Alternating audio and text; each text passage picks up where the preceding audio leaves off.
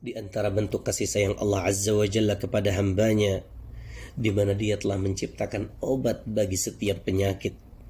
Dan di antara obat yang paling mujarab dan pengobatan yang paling ampuh adalah ruqyah syar'iyah, dengan membaca ayat-ayat suci Al-Quran dan doa-doa yang diajarkan oleh baginda Nabi Sallallahu Alaihi Wasallam. Ketahuilah, akhi, ukhti, bahwa ruqyah yang paling besar manfaatnya adalah ruqyah dengan membaca ayat-ayat suci Al-Quran, karena ia merupakan obat yang bermanfaat bagi penyakit jiwa dan tubuh atas izin dari Allah Azza wa Jal. Allah Subhanahu wa Ta'ala berfirman, وننزل من القرآن ما هو شفاء ورحمة للمؤمنين ولا يزيد الظالمين إلا خسارا. dan kami turunkan dari Al-Quran sesuatu yang menjadi obat dan rahmat bagi orang yang beriman, sedangkan bagi orang yang zalim, Al-Quran itu hanya akan menambah kerugian mereka. Quran Surat Al-Isra ayat 82. Masuk di antaranya ruqyah dengan membaca surat Al-Fatihah. Di zaman Nabi Sallallahu Alaihi Wasallam dahulu, ada seorang pria dari bangsa Arab terkena sengatan kalajengking. Kemudian Abu Sa'id Al-Khudri radhiyallahu anhu, salah seorang sahabat Nabi Sallallahu Alaihi Wasallam, meruqyahnya dengan membacakan surat Al-Fatihah, dan pada akhirnya dia pun sembuh dari sakitnya. Kemudian Nabi Sallallahu Alaihi Wasallam membenarkan tindakan beliau dan berkata, "Tidakkah kalian tahu bahwa surat Al-Fatihah adalah ruqyah?" Muttafaqun alaih. Selanjutnya, ruqyah dengan membaca Al-Mu'awwidzat. Dahulu Rasulullah sallallahu alaihi wasallam apabila sakit, beliau membaca surat-surat Al-Mu'awwidzat dan meniupkan pada dirinya sambil mengusap dengan tangannya. Muttafaqun alaih. Yang dimaksud dengan meniup di sini disertai dengan sedikit percikan ludah.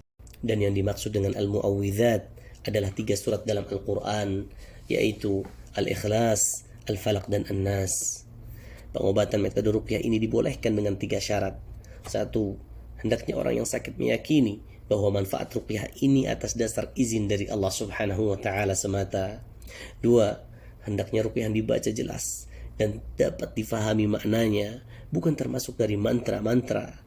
3. Hendaknya ruqyah tersebut tidak bertentangan dengan syariat Islam, seperti meminta pertolongan kepada jin, karena hal itu termasuk perbuatan syirik. Dalam sebuah hadis, Nabi Shallallahu Alaihi Wasallam menjelaskan yang artinya, tidak mengapa dengan ruqyah selama bukan termasuk perbuatan syirik. Hadis riwayat Muslim. Orang yang terkena penyakit, hendaknya ia berdoa memohon kepada Allah Azza wa Jal dengan sepenuh hati untuk kesembuhan dirinya, sebagaimana yang dahulu dilakukan oleh Nabi Ayyub alaihi salam yang telah dikisahkan di dalam Al-Quranul Karim. وأيوب إذ نادى ربه أني مسني الضر وأنت أرحم الراحمين.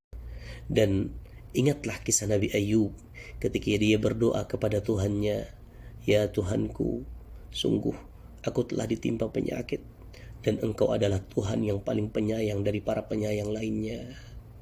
Quran Surat Al-Anbiya ayat 83. Kemudian orang yang ditimpa penyakit hendaknya meletakkan tangannya di tempat yang dirasa sakit sambil mengucapkan Bismillah 3 kali dan mengucapkan A'udzu billahi wa qudratihi min syarri ma ajidu wa uhadhir 7 kali. Artinya, aku berlindung kepada Allah dan kekuasaannya dari penyakit yang aku derita dan aku cemaskan. Hadis riwayat Muslim. Seorang muslim hendaknya berusaha untuk meruqyah keluarganya yang sedang sakit dan mendoakan kesembuhan baginya. Dahulu, Ibunda Aisyah radhiyallahu anha pernah menceritakan bahwa apabila salah seorang dari keluarga kita sakit, Rasulullah sallallahu alaihi wasallam mengusapnya dengan tangan kanannya sambil mengucapkan, "Adhibil bas, Rabban nas, washfi, anta syafi, la shifaa illa shifauk, shifaan la yughadiru saqama." Hilangkanlah penyakit ini, wahai Tuhan seluruh manusia, dan sembuhkanlah. Engkaulah yang maha menyembuhkan. Tidak ada kesembuhan kecuali kesembuhan darimu, kesembuhan yang tidak meninggalkan penyakit sedikit pun. Muttafaqun alaih. Begitu pula orang yang sedang menjenguk orang sakit, hendaknya ikut mendoakan kesembuhan baginya, karena ini adalah salah satu pengobatan yang sangat efektif. Dahulu baginda Nabi Shallallahu Alaihi Wasallam pernah bersabda, yang artinya tidaklah seorang muslim menjenguk orang yang sakit yang belum tiba ajalnya, kemudian ia membaca sebanyak 7 kali, As'alullah al-azim Rabbal arshil azim ayyashfiyaka, aku meminta kepada Allah yang maha agung, pencipta arsy yang agung, untuk menyembuhkanmu, kecuali ia akan sembuh. Hadis riwayat Tirmidzi dan Abu Dawud dan disahihkan oleh Syekh Al-Albani rahimahullah dalam kitab Sahih Al-Jami'. Maka tetaplah wahai saudaraku dan saudariku bersemangat untuk terus menempuh pengobatan dengan ruqyah syar'iyyah dan doa-doa yang diajarkan oleh Nabi Sallallahu Alaihi Wasallam, karena itu adalah obat yang sangat bermanfaat. Dan ketahuilah bahwa kesembuhan itu datangnya hanya dari Allah Subhanahu wa taala, sebagaimana yang telah dikatakan oleh Nabi Ibrahim Al-Khalil alaihi salam yang dikisahkan di dalam Al-Qur'an. وإذا مرضت فهو يشفين. Dan apabila aku sakit, maka dialah yang menyembuhkanku. Quran Surat Asy-Syu'ara ayat 80.